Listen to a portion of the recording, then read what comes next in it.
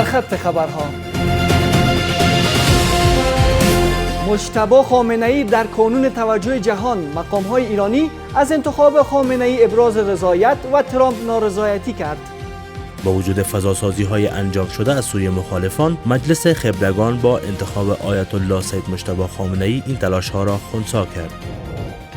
وضاحت متقی در مورد رویارویی کابل و اسلام آباد.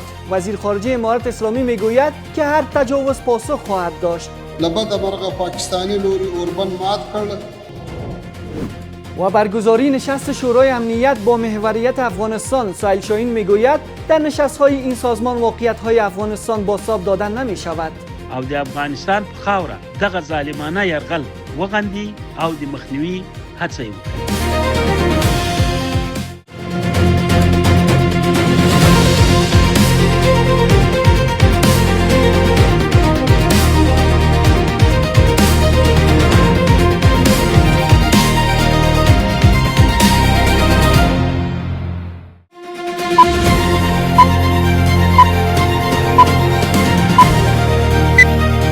سلام بر شما. به بسته خبر این ساعت میز خبر از آفاق خوش آمدید. امروز دوشنبه 18 مهر 1404 هجری خورشیدی است که برابر می شود با 9 مارس 2026 میلادی. من فردین سیدی هستم. مشروع خبرها.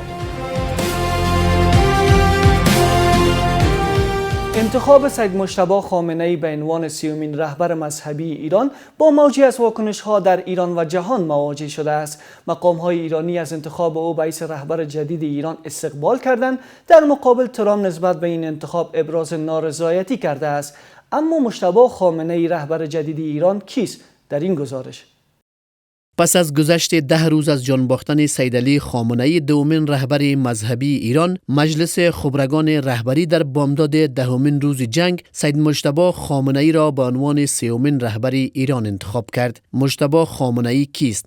مجتبی خامنه‌ای فرزند دوم سیدعلی خامنه‌ای متولد سال 1348 خورشیدی در مشهد است. او دروس مقدماتی حوزوی را در تهران آغاز کرد و در دوران جنگ ایران و عراق به جبهه رفت. پس از جنگ برای ادامه تحصیل به قم رفت و درس خواند. او بیش از 17 سال در تدریس دروس خارج حوزه نیز فعالیت داشته است. گزینش سید مجتبی خامنه‌ای به عنوان رهبر جدید ایران با موج گسترده از واکنش‌ها در ایران و جهان روبرو شده است. سپاه پاسداران اعلام کرد که از انتخاب سید مجتبی خامنه‌ای به عنوان رهبر جدید ایران پشتیبانی می‌کند. مسعود پزشکیان رئیس جمهور ایران نیز از انتخاب مجتبی خامنه‌ای به عنوان رهبر مذهبی ایران استقبال کرد. علی لاریجانی دبیر شورای عالی امنیت ملی ایران از اقدام مجلس خبرگان رهبری در انتخاب رهبر جدید ایران نیز قدردانی نمود. مجلس خبرگان با وجود شرایط ویژه و تهدیدها از جمله تهدید دونالد ترامپ به بمباران جلسه خود را برگزار کرد و به موقع برای تعیین رهبر جدید تصمیم گرفت. با وجود فضاسازی‌های انجام شده از سوی مخالفان، مجلس خبرگان با انتخاب آیت الله سید مجتبی خامنه‌ای این تلاش‌ها را خنثی کرد.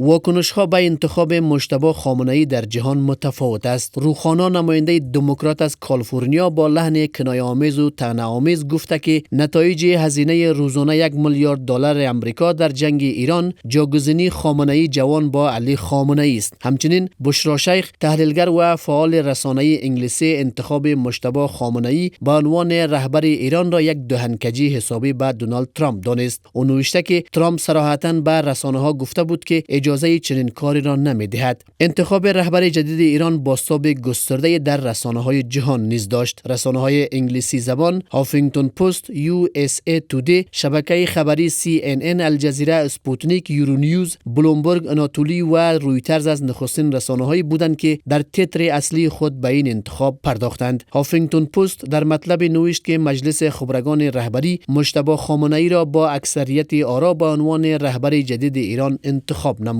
رویترز هم نوشته که ایران با نادیده گرفتن تهدیدهای ترامپ مجتبی خامنه‌ای را به عنوان رهبر جدید خود برگزید. دونالد ترامپ که پیش از این مخالفت خود را با انتخاب مجتبی خامنه‌ای آشکارا بیان کرده بود، در واکنش به این انتخاب گفته که خواهند دید چه اتفاق خواهد افتاد. تصمیم در مورد زمان پایان جنگ با ایران تصمیم مشترک با بنیامین نتانیاهو نخست وزیر اسرائیل خواهد بود. در زمان مناسب تصمیم خواهیم گرفت. در مورد انتخاب مجتبی خامنه‌ای خواهیم دید چه اتفاقی می‌افتد. گمانه‌زنی ها درباره انتخاب مجتبی خامنه‌ای به عنوان رهبر جدید ایران از زمان کشته شدن سیدعلی خامنه‌ای شدت گرفته بود. اکنون با توجه به گسترش رویارویی نظامی امریکا، اسرائیل و ایران، این پرسش مطرح است که آیا خامنه‌ای جوان میتواند حاکمیت ایران را مانند خامنه‌ای اول دومین رهبر جمهوری اسلامی پیش ببرد؟ امیرخان متقی وزیر خارجه امارت اسلامی در مراسمی در کابل تاکید کرد که امارت اسلامی به حل مشکلات با پاکستان اسرای تفاهم و احترام متقابل متحد است، اما در صورت هر گونه تجاوز دفاع از خاک خود را حق مشروع می‌داند. او همچنان از تشدید تنش در منطقه نیز ابراز نگرانی کرد. آنایتا اندر با شرح بیشتر. امیرخان متقی وزیر امور خارجه امارت اسلامی در ضیافت افطاری با شمار از سفیران و دیپلمات‌های مقیم کابل و نمایندگان سازمان ملل متحد، اتحادیه اروپا و برخی سازمان‌های بین‌المللی با اشاره به درگیری‌های اخیر میان کابل و اسلام آباد گفته که اقدامات امنیتی اخیر از سوی افغانستان به منظور حفاظت از حاکمیت ملی، تمامیت ارضی و حریم هوایی کشور انجام شده است و بار دیگر تاکید کرده که امارت اسلامی به حل تنش‌ها از طریق تفاهم و گفتگو متحد است، اما در صورت هر گونه تجاوز دفاع از خاک خود را حق مشروع افغانستان می‌داند. لبد مرغه پاکستانی لوري اوربن مات کړل او خپل پوځي بریدونه پیل کړل.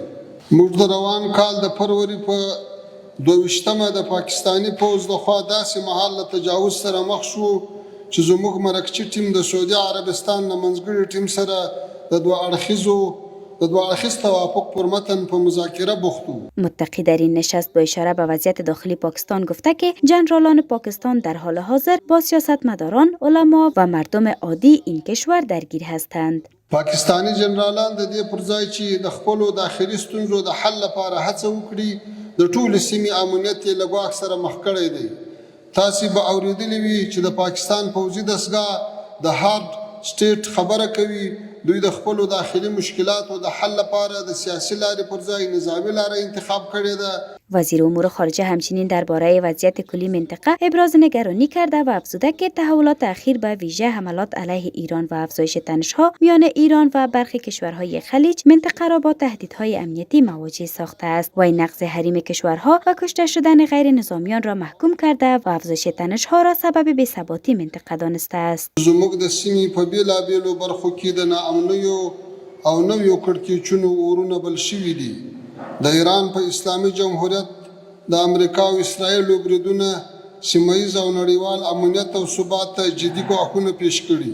در حال وزیر خارجه امارت اسلامی از تشدید تنش‌ها در منطقه ابراز نگرانی کرده که منطقه در این روزها درگیر جنگ تمام عیار شده و امریکا و ایران حملات علیه یکدیگر را شدت بخشیدند. همچنین درگیری کابل و اسلام آباد نیز هنوز هم ادامه دارد و هیچ نشانه‌ای از پایان این درگیری‌ها به چشم نمی‌خورد.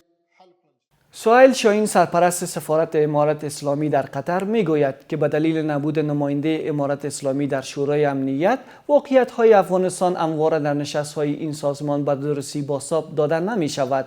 این در حالی است که قرار است شورای امنیت درباره افغانستان با محوریت درگیری امارت اسلامی با پاکستان نشست برگزار کند. باز هم گزارشی از آنایتا اندر.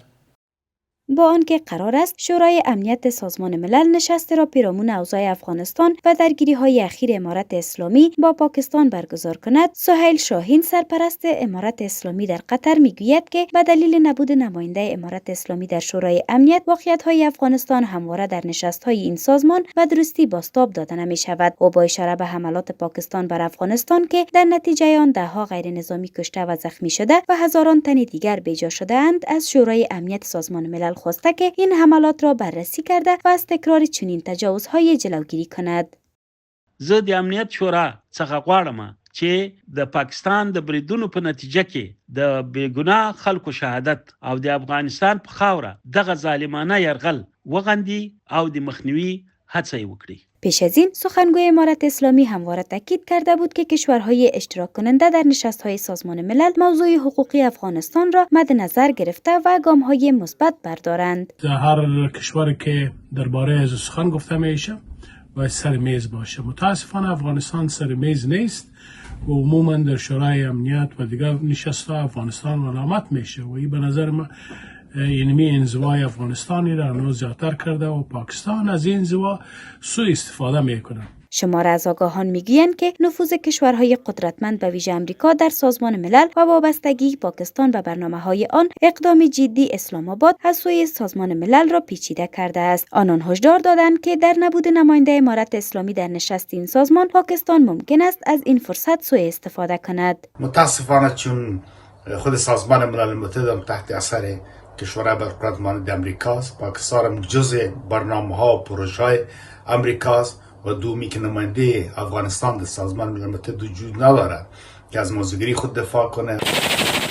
گفتنی است که پاکستان در تاریخ 22 فبروری سال جاری میلادی حملات هوایی بر ولایت‌های کابل، قندار و پکتیا را انجام داده که در نتیجه آن شمار از غیر نظامیان کشته و زخمی شدند. این حملات با واکنش افغانستان مواجه شد و امارت اسلامی در پاسخ به حملات تلافی جویانه در امتداد خط فرضی دیورند را آغاز کرد. حملاتی که منجر به رویارویی سنگین نظامی کابل و اسلام آباد و درگیری میان نیروهای دو کشور با گذشت 12 روز هنوز هم بی‌وقفه ادامه دارد.